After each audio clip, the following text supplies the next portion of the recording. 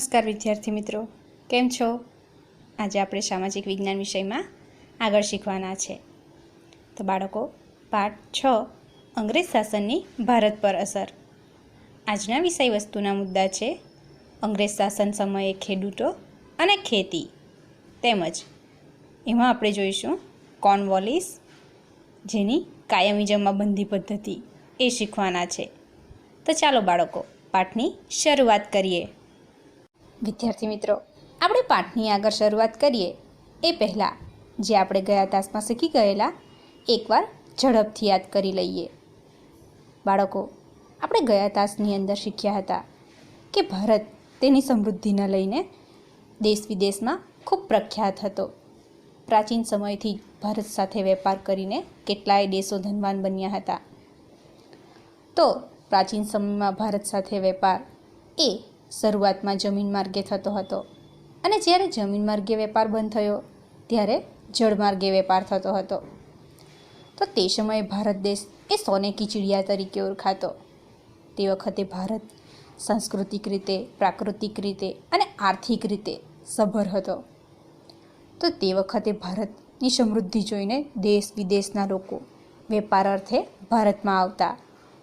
તે વખતે ભારતની ચીજવસ્તુઓ જેવી કે મરી મસાલા, તેજાના, મલમલ, સુતરાઉ કાપડ, આ બધી ચીજવસ્તુઓની પુષ્કળ પ્રમાણમાં વિદેશોમાં માંગ રહેતી, અને તે સમયે વિદેશોથી પુષ્કળ ધન એ ખેંચાઈ આવતું.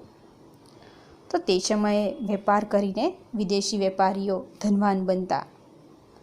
સમયે સમયે આગળ જતાં આપણને ખબર છે તે પ્રમાણે કે જ્યારે જમીન માર્ગ બંધ થયો ત્યારે જળમાર્ગે વેપાર થતો. તો વેપાર કરવા માટે કેટલી યુરોપિયન પ્રજા એ ભારતની અંદર આવી, જેમાં માત્ર ને માત્ર અંગ્રેજો ફાવી ગયા. યુરોપથી આવેલી બધી જ પ્રજામાં અંગ્રેજો એ ફાવી ગયા. અંગ્રેજોની હરીફાઈમાં એ કોઈ પણ ટકી શક્યું નહીં. તો અંગ્રેજો ભારતની અંદર વેપાર અર્થે આવ્યા અને વેપાર કરતાં કરતાં શાસક બની બેઠા, એ આપણે શીખી ગયા. તો ભારતની આર્થિક સમૃદ્ધિ પણ છેક 18મી સદી સુધી યથાવત રહી હતી, જે આપણે ગયા તાસમાં શીખ્યા. સાથે આપણે એ પણ જોયું હતું કે મુઘલ બાદશાહ ઔરંગઝેબનું જ્યારે અવસાન થાય છે, એ તો શક્તિશાળી શાસક હતો, છતાં પણ તેના અવસાન બાદ પણ જે અરાજકતા ફેલાઈ તે સમયે ભારતની સમૃદ્ધિને આંચ પણ ન આવી શકી હતી. તેના કારણે પણ છતાં પણ ઇતિહાસકારો એવું કબૂલ કરે છે કે 18મી સદી સુધી ભારતની ઉત્પાદન પદ્ધતિ, તેના ઉદ્યોગો, વેપાર વાણિજ્યનું જે સંગઠન હતું તે પણ અજોડ હતું. એ જ ભારત દેશ 100 વર્ષના શાસનમાં, અંગ્રેજોના 100 વર્ષના શાસનમાં તો તદ્દન કંગાલ અને પાયમાલ બની ગયો. જે સોને કી ચિડિયા તરીકે ઓળખાતો ભારત દેશ 100 વર્ષમાં અંગ્રેજોના શાસન દરમિયાન કંગાળ થઈ ગયો, જે ઇંગ્લેન્ડ માટે કાચો માલ પેદા કરનાર દેશ બન્યો. શેના માટે? ઇંગ્લેન્ડ દેશ માટે, કારણ કે અંગ્રેજો ક્યાંના હતા? ઇંગ્લેન્ડના હતા. તો અંગ્રેજો માટે કાચો માલ પેદા કરનાર દેશ બની ગયો. ત્યારબાદ આપણે શીખ્યા હતા કે કાચો માલ એટલે શું. તો કાચો માલ એટલે યંત્રો કે માનવ બળ દ્વારા વપરાશી ચીજવસ્તુઓના ઉત્પાદન માટે જે મૂળ સ્વરૂપની વસ્તુઓનો ઉપયોગ થાય છે તેને કાચો માલ કહે છે. તો બાળકો, આપણે તેનું ઉદાહરણ પણ જોયું હતું કે રૂ, કે તેમાંથી સુતરાઉ કાપડ બનાવવામાં આવે છે. તો રૂ એ શું બને છે? કાચો માલ બને છે. ત્યારબાદ આપણે ઘઉંની વાત કરેલી કે ઘઉં, તો તેમાંથી રોટલી, ભાખરી, બિસ્કિટ, કેક, આ બધી વસ્તુઓ બને છે. તો કાચો માલ શું છે? ઘઉં. તો બાળકો, એ સિવાય પણ ઘણા બધા ઉદાહરણો છે જે આપણે ગયા તાસમાં વાત કરેલી, અને એ સિવાયના પણ. તો બાળકો, આપણે ગયા તાસમાં શીખી ગયા હતા. તો ચાલો હવે આજે આપણે આગળનું શીખીએ. વિદ્યાર્થી મિત્રો, આજનો આપણો પહેલો ટૉપિક છે અંગ્રેજ શાસન સમયે ખેડૂતો અને ખેતી. વિદ્યાર્થી મિત્રો, આપણે પહેલા પાઠથી જ શીખી ગયા કે પ્રાચીન સમયથી ભારત એ પોતાની સમૃદ્ધિને લઈ વિશ્વમાં એક અલગ છાપ છોડી રહ્યો હતો. ભારતનો સાંસ્કૃતિક વારસો, પ્રાકૃતિક વારસો અને આર્થિક સમૃદ્ધિ જોઈ દેશ વિદેશના લોકો એ ભારત સાથે વેપાર કરી પુષ્કળ ધન કમાવાની ઈચ્છા રાખતા હતા. તો શરૂઆતમાં વેપાર એ જમીન માર્ગે થતો, અને જ્યારે જમીન માર્ગે પણ વેપાર અટકી પડ્યો તો જળમાર્ગે વેપાર થવા લાગ્યો, કારણ કે યુરોપના બજારોમાં ભારતની ચીજવસ્તુઓ વગર ચાલે નહીં. ભારતની ચીજવસ્તુઓ જેવી કે મરી મસાલા, તેજાના, સુતરાઉ કાપડ, મલમલ, રેશમ અને એ સિવાય પણ ઘણી બધી. તો આ બધી ચીજવસ્તુઓની પુષ્કળ માંગ રહેતી, તેથી તેઓ અલગ અલગ જળમાર્ગ શોધીને ભારત આવી પહોંચ્યા. અને ભારતની અંદર આવેલી જે બધી યુરોપિયન પ્રજા એ શરૂઆતમાં તો વેપાર અર્થે આવી હતી. તો આ બધી પ્રજાઓ વચ્ચે હરીફાઈ પણ થઈ, અને તેમાં માત્ર ને માત્ર અંગ્રેજો ફાવી ગયા. તો અંગ્રેજો શરૂઆતમાં વેપાર અર્થે આવ્યા હતા, અને વેપાર કરતાં કરતાં તેઓ સત્તા ઉપર પણ આવે છે. તો આપણે જોઈ ગયા કે કઈ રીતે બંગાળનો નવાબ સિરાજ ઉદ્દૌલા, જેને રોબર્ટ ક્લાઇવ એ દગાથી હરાવે છે અને સત્તા ઉપર પણ આગળ જતા આવી બેસે છે.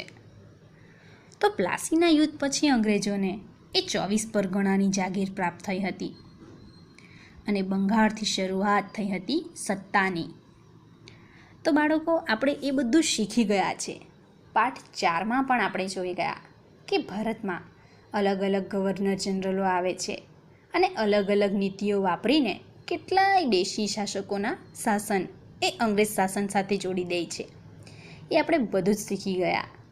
તો બાળકો, આગળ જતાં આપણે જોયું કે અંગ્રેજો કઈ રીતે કૂટનીતિ વાપરીને ભારતની અંદર પોતાનું શાસન ફેલાવી રહ્યા હતા. તો આ બધા જ અંગ્રેજો જે ભારતમાં સત્તા ઉપર આવ્યા, એ બધા જ નું જો મૂળ હોય તો અંગ્રેજોનો વેપાર. અંગ્રેજોનો વેપાર વધે એ હેતુસર હતું. તો ભારતની અંદર અંગ્રેજોનું શાસન શરૂ થયું. તો અંગ્રેજોને બંગાળ, બિહાર અને ઓરિસ્સાની દીવાની સત્તા પ્રાપ્ત થઈ. તો દીવાની સત્તા એટલે પ્રશ્ન થાય ને? તો દીવાની સત્તા એટલે જે તે પ્રદેશમાં મહેસૂલ ઉઘરાવવાની સત્તા. તો શરૂઆતમાં અંગ્રેજોને બંગાળ, બિહાર અને ઓરિસ્સાની દીવાની સત્તા મળી, અને દીવાની સત્તા મેળવ્યા પછી અંગ્રેજોને પોતાની આવક વધારવાનું એક વિશાળ ક્ષેત્ર પ્રાપ્ત થયું. તો બાળકો, અહીં 3 પ્રાંતો આપણે યાદ રાખવાના કે અંગ્રેજોને શાસન પર આવ્યા પછી બંગાળ, બિહાર અને ઓરિસ્સાની દીવાની સત્તા પ્રાપ્ત થઈ. દીવાની સત્તા એટલે મહેસૂલ ઉઘરાવવાની સત્તા. તો આપણે પ્રાચીન સમયથી પણ જોઈ ગયા કે સામંતો એ શું કરતા? મહેસૂલ ઉઘરાવતા, અને એમાંનો કેટલોક ભાગ પોતાની પાસે રાખી અને કેટલોક ભાગ રાજાને જમા કરાવતા. એ આપણે જોઈ ગયા. ખેતી ઉપર એ લોકો મહેસૂલ ઉઘરાવતા. તે પ્રાચીન સમયની પણ વાત છે. પણ આગળ જતાં જ્યારે અંગ્રેજો સત્તા ઉપર આવ્યા, તો અંગ્રેજો જેમ ચલાવે તેમ ચાલે. તો શરૂઆતમાં અંગ્રેજોને બંગાળ, બિહાર અને ઓરિસ્સાની દીવાની સત્તા મળી, જેના કારણે અંગ્રેજોને આવકનું એક વિશાળ ક્ષેત્ર મળી ગયું. અને તે સમયે ખેડૂત વર્ગ અને ખેતીવાડીના ભોગે તેઓએ વધારે ને વધારે મહેસૂલ ઉઘરાવવા લાગ્યા અંગ્રેજો. તો બાળકો, તે વખતે ખેતી ઉપર અંગ્રેજો મહેસૂલ નાખતા, અને પુષ્કળ પ્રમાણમાં એ લોકો આ મહેસૂલ ઉઘરાવતા. તો મહેસૂલ એટલે એક જાતનો કર. વિદ્યાર્થી મિત્રો, આપણે તે સમયની વાત કરીએ તો તે સમયે ખેડૂતોની પરિસ્થિતિ એ સાધારણ હતી. તેઓ ખેતીની અંદર વધારે પૈસા પણ ન ખર્ચી શકતા, અને તે વખતની ખેતી એ પણ જૂની પુરાણી પદ્ધતિથી થતી. એટલે ખેડૂત ખેતરની અંદર પુષ્કળ મહેનત કરે, તનતોડ મહેનત કરીને તે વખતે પાક ઉગાડે.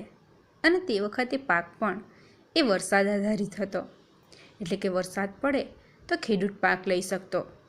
તો આજના સમયની સાથે તુલના કરીએ તો આજે તો ખેતીની અંદર કેટલી બધી ટેકનોલોજી આવી ગઈ છે કે જેના કારણે વરસાદ નહીં પણ પડે તો પણ સારો પાક લઈ શકાય છે. આજે તો નહેરની વ્યવસ્થા છે. પણ જે વખતે અંગ્રેજોનું શાસન હતું તે વખતે ખેડૂતોની પરિસ્થિતિ એ વધારે કફોડી હતી, કારણ કે અંગ્રેજો એક બાજુ વધારે ને વધારે મહેસૂલ ઉઘરાવે, તો એના કારણે આખો ખેડૂત વર્ગ એ પાયમાલ થઈ ગયો હતો. ઘણીવાર તો એવું પણ થતું કે પાક નહીં પાકે તો ઘરના દાગીના પણ વેચી દેતા ખેડૂતો, અને ખેડૂત તો પણ મહેસૂલ ભરી શકતા નહીં. તો બાળકો, તે સમયે ખેડૂતની પરિસ્થિતિ એ બધી બદતર થઈ ગઈ હતી. પરિણામે કેટલીક વાર તો જમીન વેચી નાખવામાં આવતી અને ખેડૂતોની ઘણી ખરી જમીન તો દેવામાં ડૂબી જતી. કેટલાય ખેડૂતો એ સાહુકારોની ભારે વ્યાજ પ્રથાનો ભોગ બન્યા હતા. તો તે સમયે ગામમાં જે કેટલાક સાહુકારો હોય છે તો વ્યાજે પૈસા આપતા. તો ઘણીવાર ખેડૂતો એ પાક પકવવા માટે કેટલીક વાર વ્યાજે પૈસા લઈ આવે છે. તો સાહુકારોની ભારે વ્યાજ પ્રથાનો ભોગ બનતા, કેમ કે ખેડૂતો તે વખતે એટલા બધા શિક્ષિત પણ નહીં હતા. તો ગામના સાહુકારો પણ તેઓને ઘણીવાર શું કરતા, ઠગી લેતા અને ભારે વ્યાજ લેતા. તો આના કારણે આખો ખેડૂત વર્ગ એ પડી ભાંગ્યો અને ખેતીવાડી પણ પડી ભાંગી. તો બાળકો, તે સમયે ખેડૂતોની હાલત એ બધી બદતર થઈ ચૂકી હતી.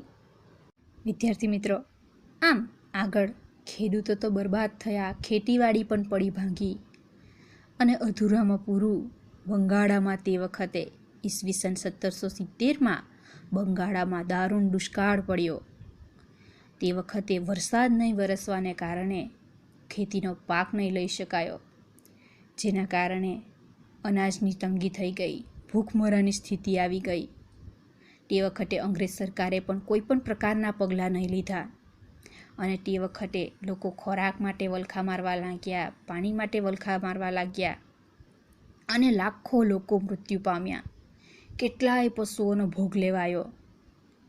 તો આવી પરિસ્થિતિ અને આગળ કોર્નવોલિસ નામના ગવર્નર જનરલે કાયમી જમાબંધી નામની મહેસૂલ પદ્ધતિ અમલમાં મૂકી.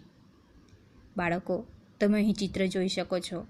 આ છે કોર્નવોલિસ અને તેણે કાયમી જમાબંધી નામની મહેસૂલ પદ્ધતિ અમલમાં મૂકી. બાળકો, આગળ આપણે ગવર્નર જનરલોનું લિસ્ટ જોઈ ગયા, જેમાં આપણે કોર્નવોલિસની વાત કરી હતી માત્ર. તો આ કોર્નવોલિસે કઈ પદ્ધતિ અમલમાં મૂકી? કાયમી જમાબંધી નામની મહેસૂલ પદ્ધતિ અમલમાં મૂકી, જેના કારણે ખેડૂત વર્ગ એ વધારે બરબાદ થઈ ગયો. તો કાયમી જમાબંધી નામની મહેસૂલ પદ્ધતિ એ શું છે? તો ચાલો એ જાણી લઈએ.